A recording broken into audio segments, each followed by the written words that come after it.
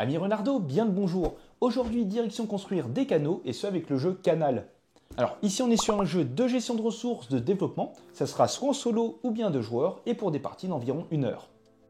Dans Canal, vous allez être plongé au cœur de l'industrialisation de la Prusse. Et votre objectif, tout simplement élaborer, développer la zone industrielle la plus prestigieuse. Pour ça, vous allez devoir construire des bâtiments avec des chemins, des routes, des ponts, et le tout en gérant astucieusement vos ressources.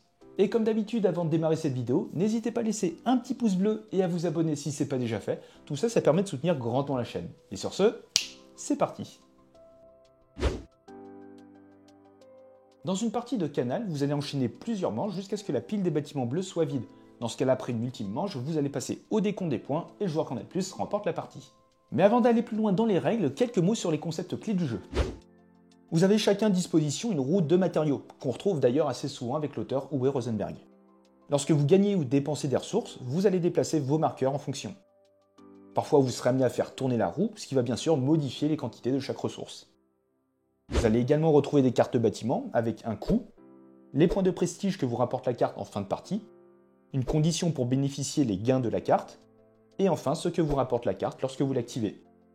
Il faut savoir qu'au début de la partie, vous allez choisir un deck parmi 6, et celui-ci sera composé de 54 cartes bâtiments. Au cours du jeu, chaque bâtiment ne pourra être activé que 2 fois au maximum, selon certaines conditions qu'on verra plus tard. Et comme je le disais juste avant, vous allez enchaîner plusieurs manches. Chacune sera décomposée en 2 phases. Avec une phase d'action où vous jouerez à tour de rôle en posant à chaque fois un rouage sur une case d'action, et vous allez effectuer celle-ci, et une phase de préparation pour la manche suivante. Vous enchaînerez ensuite sur une nouvelle manche. Lors de la phase d'action, vous allez choisir alternativement exactement 5 cases d'action. Et le premier joueur aura en plus un rouage neutre, lui permettant de faire une action supplémentaire durant cette manche. À tour de rôle, vous allez donc poser l'un de vos rouages sur une case encore disponible et vous allez immédiatement réaliser l'action. Mais ce, si vous le souhaitez, et dans l'ordre que vous voulez s'il y a plusieurs actions. Et si des pièces se trouvent sur une case, vous allez bien sûr les récupérer. Sur la rangée du bas, vous allez pouvoir en général récupérer des ressources, 4 bois pour l'action de gauche, 4 argiles pour l'action de droite, et celle du milieu vous permettra de récupérer soit 3 ressources parmi le bois, argile ou charbon, ou bien de construire un pont, qu'on voit juste après. Et lorsque vous gagnez des ressources, vous allez déplacer le marqueur correspondant sur la nouvelle valeur. Et sur la rangée du haut, vous allez plutôt retrouver des actions de développement. Vous pourrez ainsi, avec ces icônes, construire un bâtiment, ou bien construire des voies. Cela peut être des chemins en beige marron, des routes en gris, un canal en bleu, et en violet, ça va représenter la voie de votre choix.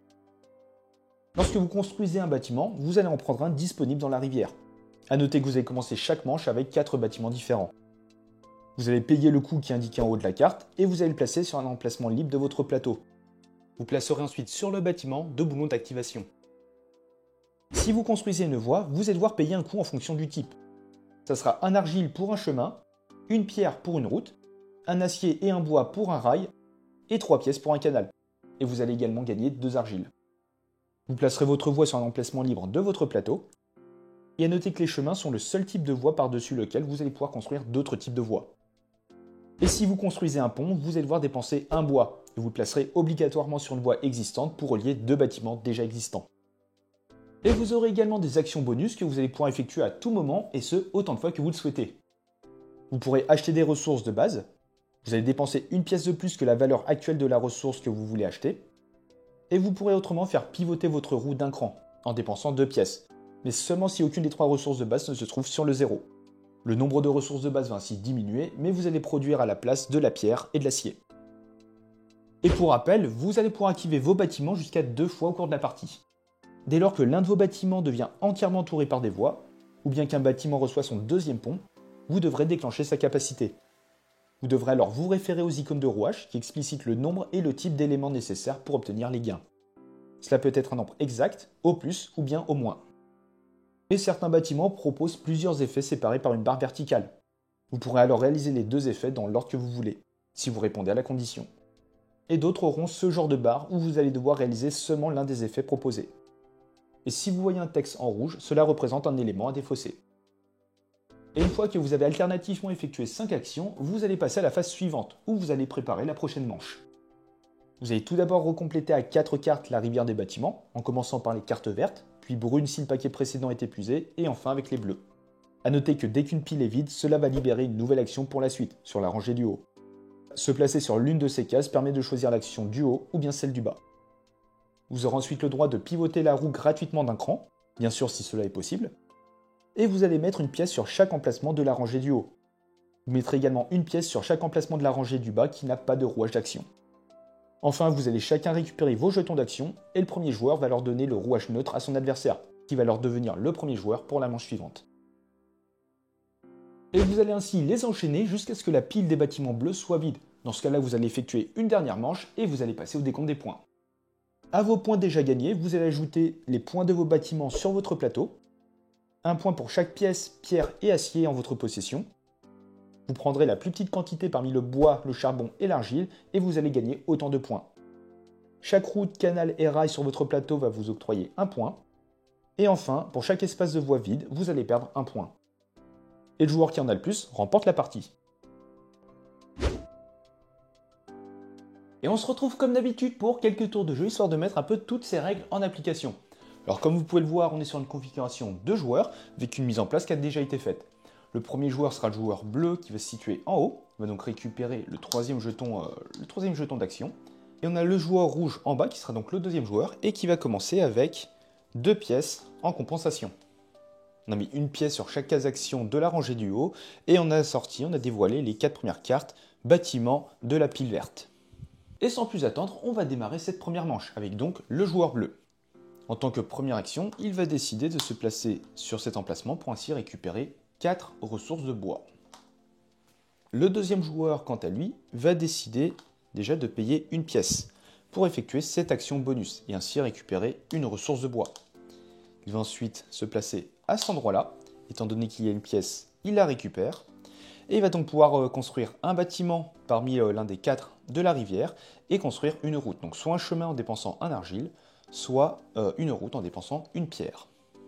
Il va décider de récupérer ce bâtiment, il va donc devoir dépenser une ressource de bois, 2 ressources d'argile et une pièce, et il va pouvoir placer son bâtiment sur un emplacement vide. Et il va placer son bâtiment à cet endroit-là. Ensuite, il va pouvoir construire soit une route, soit un chemin, comme je l'ai dit, et il va décider de dépenser une pierre pour construire une route. Pouf! De nouveau au premier joueur qui va décider de se placer à cet endroit-là pour récupérer une petite pièce. Hop! Et il va pouvoir construire un bâtiment. Il va récupérer celui-ci. Il va donc devoir dépenser un d'argile. Et si on s'intéresse un peu à l'iconographie, il a besoin de rails pour pouvoir activer son bâtiment. Étant donné que l'effet, la capacité de cette carte joue en fonction du nombre de rails adjacents à celui-ci. Plus il y aura de rails autour, plus il va pouvoir marquer des points. Il va donc tout naturellement se placer à cet endroit-là. Ensuite, dernière action pour le deuxième joueur qui va se placer à cet endroit-là. Il va ainsi récupérer 4 d'argile. Et il va décider de dépenser une pièce, encore une fois, pour récupérer une ressource de bois. Et dernière action pour le premier joueur qui va se placer à cet endroit-là. Et il va récupérer soit 3 ressources, 3 charbons, 3 argiles ou bien 3 bois, ou bien il va pouvoir construire un pont. Mais actuellement, il ne peut pas encore le faire. Il va donc récupérer 3 charbons. Les 5 actions ont été effectuées, on va donc passer à la phase suivante, qui est donc la phase de préparation de la manche suivante. On va commencer par recompléter la rivière. A noter que s'il n'y avait plus de cartes bâtiment vert, on serait passé à la pile suivante. Et en plus de ça, ça aurait libéré une action supplémentaire, enfin une possibilité supplémentaire. Les joueurs ont désormais le droit de faire pivoter d'un cran la roue, et ce de façon gratuite. Les 2 joueurs vont le faire. On va remettre une pièce sur chaque emplacement de la rangée du haut et une pièce sur chaque emplacement de la rangée du bas sans jeton d'action. Donc ici, ce n'est pas le cas. Et enfin, les joueurs récupèrent leur jeton d'action. Et le jeton neutre est transmis au joueur suivant. Et c'est reparti pour un tour, en commençant cette fois-ci avec le joueur rouge.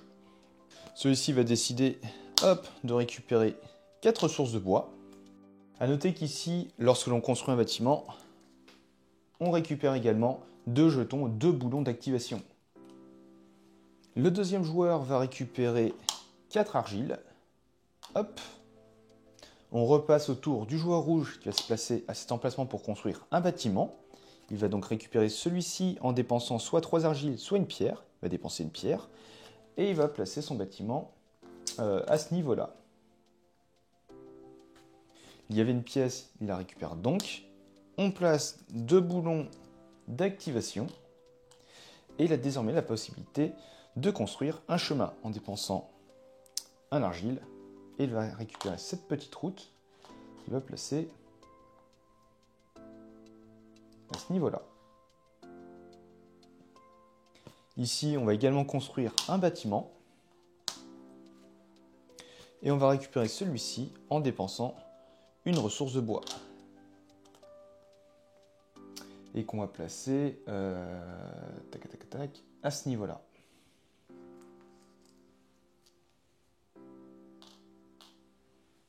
Et enfin, dernière action pour ce joueur, hop, qui va placer son jeton d'activation à cet emplacement-là. Il va récupérer une pièce et il va pouvoir construire 2 voies de son choix. Et il va tout simplement décider de dépenser 2 argiles pour construire 2 chemins, qu'il va placer à ce niveau-là. Ici, on voit que ce bâtiment est entièrement entouré par des voies. Il va donc immédiatement activer la capacité de son bâtiment. Il va dépenser un boulon d'activation. On regarde la condition, qui est d'avoir au moins un élément du type indiqué, donc avoir au moins un chemin adjacent, ce qui est le cas, largement le cas. Et il va donc pouvoir activer la capacité, qui est donc de récupérer 2 ressources de charbon, 2 ressources de bois et 2 ressources d'argile. Les joueurs ont réalisé leurs 5 actions, on va donc passer à la phase suivante. On recomplète la rivière de cartes. Ici, on fait pivoter la roue d'un cran.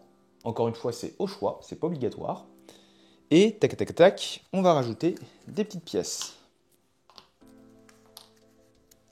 Donc désormais, se placer ici va permettre de récupérer 2 pièces, mais il me semble que j'ai fait un oubli lors de la manche précédente. Et on va rajouter une pièce pour chaque emplacement libre de la rangée du bas. Et enfin, les joueurs récupèrent leurs jetons. Et vous allez ainsi enchaîner les manches jusqu'à ce que la pile des bâtiments bleus soit vide. Dans ce cas-là, après un ultime tour, un dernier tour, vous allez passer au décompte des points et le joueur qui en a le plus remporte la partie.